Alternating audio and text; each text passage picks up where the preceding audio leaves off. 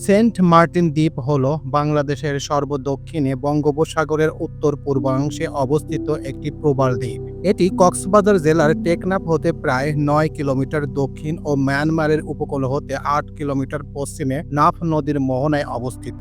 এটি নারকেল জিঞ্জিরা, নারকেল জাজিরা, জিঞ্জিরা, দারুচিনির দ্বীপ বা দেড়দিউসা দ্বীপ নামেও পরিচিত। প্রচুর নারকেল পাওয়া যায় বলে স্থানীয়ভাবে একে নারকেল জিঞ্জিরা বলা হয়ে থাকে। বাংলাদেশের সমুদ্রপ্রেমীদের কাছে এটি ব্যাপক পরিচিতি একটি নাম।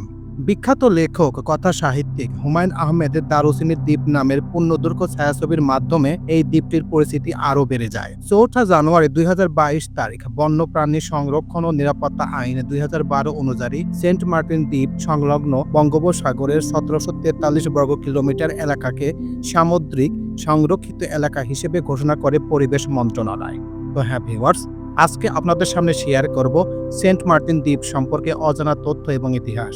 আসলে কি কারণে এই সেন্ট মার্টিন দ্বীপ নামকরণ করা হলো এবং কি কারণেই বা নারকেল জিঞ্জিরা বলা হলো, সেই বিষয়ের উপর চমকপ্রদ তথ্য এবং ইতিহাস এখন আপনাদের সামনে শেয়ার করব। তো চলুন মূল প্রতিবেদনে।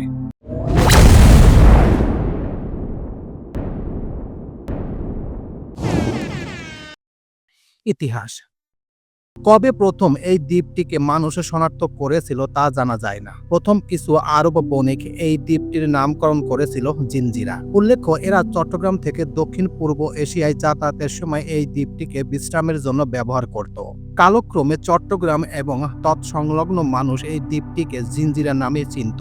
১৮৯০ খ্রিস্টাব্দের দিকে কিছু বাঙালি এবং রাখাইন সম্প্রদায়ের মানুষ এই দ্বীপে বসতি স্থাপনের জন্য আসে। এরা ছিল মূলত মৎস্যজীবী। যতটুকু জানা যায়, প্রথম অধিবাসী হিসেবে বসতি স্থাপন করেছিল ১৩টি পরিবার। এরা বেছে নিয়েছিল এই দ্বীপের উত্তরাংশ। কালক্রমে এই দ্বীপটি বাঙালি অধ্যুষিত এলাকায় পরিণত হয়। আগে থেকে এই দ্বীপে কেয়া এবং ঝাউ গাছ ছিল। সম্ভবত বাঙালি জেলেরা জলকষ্ট এবং ক্লান্তি দূরীকরণের অবলম্বন হিসেবে প্রচুর পরিমাণ নারকেল গাছ এই দ্বীপে রোপণ করেছিল। কালক্রমে পুরো দ্বীপটি একসময় নারকেল গাছ প্রধান দ্বীপে পরিণত হয়। এই সূত্রে স্থানীয় অধিবাসীরা এই দ্বীপের উত্তরাংশকে নারকেল জিঞ্জিরা নামে অভিহিত করা শুরু করে। ১৯০০ খ্রিস্টাব্দের দিকে ব্রিটিশ ভূ-জরিপ দল এই দ্বীপটিকে ব্রিটিশ ভারতের অংশ হিসেবে গ্রহণ করে। জরিপে এরা স্থানীয় নামের পরিবর্তে একজন খ্রিস্টান সেন্ট মার্টিনের নামানুসারে সেন্ট মার্টিন নাম প্রদান করে। এরপর ধীরে ধীরে এই অঞ্চলের বাইরের মানুষের কাছে দ্বীপটি সেন্ট মার্টিন নামে পরিচিতি লাভ করে। চট্টগ্রাম বিশ্ববিদ্যালয়ের উদ্ভিদবিদ্যা বিভাগের অধ্যাপক শেখ বখতিয়ার উদ্দিনের মতে ১৯০০ খ্রিস্টাব্দে দ্বীপটিকে যখন ব্রিটিশ ভারতের অন্তর্ভুক্ত করা হয়, তখন চট্টগ্রাম জেলা প্রশাসক মার্টিনের নাম অনুসারে দ্বীপটির নামকরণ করা হয়। দ্বীপটিতে খ্রিস্টান জনবসতি এবং কোনো গির্জা না থাকায় একজন সাধুর নামে দ্বীপটির নামকরণ সঠিক ইতিহাস নয় বলে মনে হয়। ভৌগোলিক আয়তন। সেন্ট মার্টিন দ্বীপের আয়তন প্রায় ৮ বর্গ কিলোমিটার ও উত্তর দক্ষিণে লম্বা। এই দ্বীপের ৩ দিকের ভিত শিলা, যা জোয়ারের সময় তলিয়ে যায় এবং ভাটার সময় জেগে ওঠে। এগুলোকে ধরলে এর আয়তন হবে প্রায় ১০ থেকে ১৫ বর্গ কিলোমিটার। এই দ্বীপটি উত্তর ও দক্ষিণে প্রায় ৫.৬৩ কিলোমিটার লম্বা। দ্বীপের প্রশস্ত কোথাও ৭০০ মিটার, আবার কোথাও ২০০ মিটার। দ্বীপটির পূর্ব, দক্ষিণ ও পশ্চিম দিকে সাগরের অনেক দূর পর্যন্ত অগণিত শিলাস্তূপ আছে। সমুদ্রপৃষ্ঠ থেকে সেন্ট মার্টিন দ্বীপের গড় উচ্চতা ৩.৬ মিটার। সেন্ট মার্টিনের পশ্চিম উত্তর পশ্চিম দিক জুড়ে রয়েছে প্রায় ১০ থেকে ১৫ কিলোমিটার প্রবাল প্রাচীর। ভৌগোলিকভাবে এই ৩টি অংশ বিভক্ত। উত্তর অংশকে বলা হয় নারকেল জিঞ্জিরা বা উত্তরপাড়া। দক্ষিণ অঞ্চলের অংশকে বলা হয় দক্ষিণ পাড়া এবং এর সঙ্গে সংযুক্ত রয়েছে দক্ষিণ পূর্ব দিকে বিস্তৃত একটি সংকীর্ণ লেজের মতো এলাকা এবং সংকীর্ণতম অংশটি গলাচিপা নামে পরিচিত। দ্বীপের দক্ষিণে ১০০ থেকে ৫০০ বর্গমিটার আয়তনের ছোট দ্বীপ আছে, যা স্থানীয়ভাবে সেরাদিয়া বা সেরা দ্বীপ নামে পরিচিত। এটি একটি জনশূন্য দ্বীপ। ভাটার সময় এই দ্বীপে হেঁটে যাওয়া যায়, তবে জোয়ারের সময় নৌকার প্রয়োজন হয়। ভূপ্রকৃতি। সেন্ট মার্টিন দ্বীপটি ভূপ্রকৃতি প্রধানত সমতল, তবে কিছু কিছু বালি আড়ি দেখা যায়। এই দ্বীপটির প্রধান গাঠনিক উপাদান হল চুনাপাথর। দ্বীপটির উত্তর পাড়া এবং দক্ষিণ পাড়া দু জায়গায় প্রায় মাঝখানে জলাভূমি আছে। এগুলো মিঠা পানি সমৃদ্ধ এবং ফসল উৎপাদনের সহায়ক। দ্বীপটিতে কিছু কৃষি দ্রব্য উৎপাদন হয়ে থাকে, তবে তা প্রয়োজনের তুলনায় খুবই নগণ্য।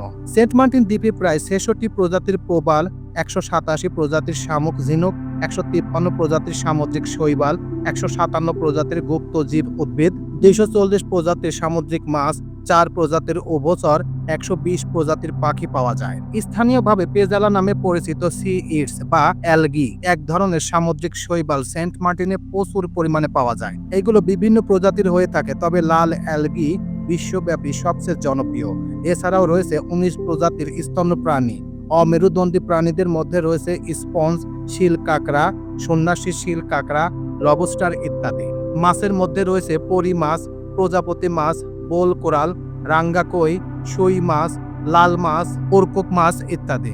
সামুদ্রিক কচ্ছপ, সবুজ সাগর কাসিম এবং জলপাই রঙা সাগর কাসিম প্রজাতির ডিম পাড়ার স্থান হিসেবে এই জায়গাটি খ্যাত। উদ্ভিদ বৈচিত্র্য।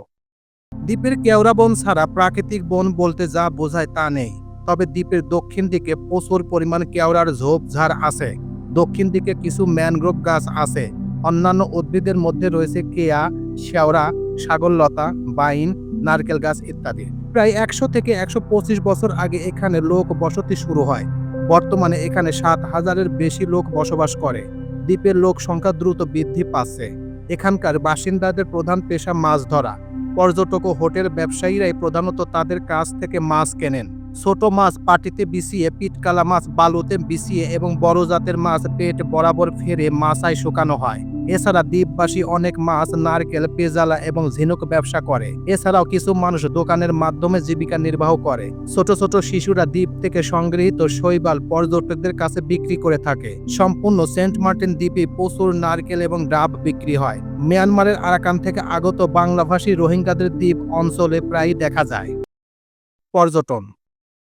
দ্বীপটি বাংলাদেশের একটি জনপ্রিয় পর্যটন কেন্দ্র। প্রতি বছর নভেম্বর থেকে এপ্রিল পর্যন্ত পর্যটন মৌসুমে এখানে প্রতিদিন 5 থেকে 7টি লঞ্চ মূল ভূখণ্ড থেকে আসা যাওয়া করে। সেন্ট মার্টিন দ্বীপে বর্তমানে বেশ কিছু মানসম্পন্ন আবাসিক হোটেল রয়েছে। পাশাপাশি একটি সরকারি ডাক বাংলোও আছে। দ্বীপটির সার্বিক আইন শৃঙ্খলা পরিস্থিতি ভালো, যা পর্যটকদের জন্য নিরাপদ ও স্বস্তিদায়ক পরিবেশ নিশ্চিত করে। তো এই ছিল মোটামুটি আমাদের আজকের প্রতিবেদন। উপরোক্ত প্রতিবেদন থেকে আমরা একটা জিনিসই বুঝলাম যে সেন্ট মার্টিন দ্বীপ, আসলে এই যে সেন্ট মার্টিন দ্বীপ, এটার নামকরণ করা হয়েছে একজন খ্রিস্টান পাদ্রীর নাম অনুসারে। একজন খ্রিস্টান পাদ্রীর নাম ছিল মার্টিন, তার নাম অনুসারে এই দ্বীপের নামকরণ করা হয় সেন্ট মার্টিন দ্বীপ। কিন্তু এর আগে এই দ্বীপটির নাম ছিল নারকেল জিঞ্জিরা, অর্থাৎ দারুচিনির দ্বীপ বা দেড়দিউসা দ্বীপ নামেও সবাই চিনে। কিন্তু স্থানীয়ভাবে, বাংলাদেশের স্থানীয়ভাবে এখন সবার কাছে সেন্ট মার্টিন দ্বীপই সবার কাছে বেশিভাবে পরিচিত। কিন্তু এর আদি নাম হচ্ছে নারকেল জিঞ্জিরা বা দারুচিনির দ্বীপ এবং দেওদিউসা দ্বীপ নামেও সবার কাছে পরিচিত আছে।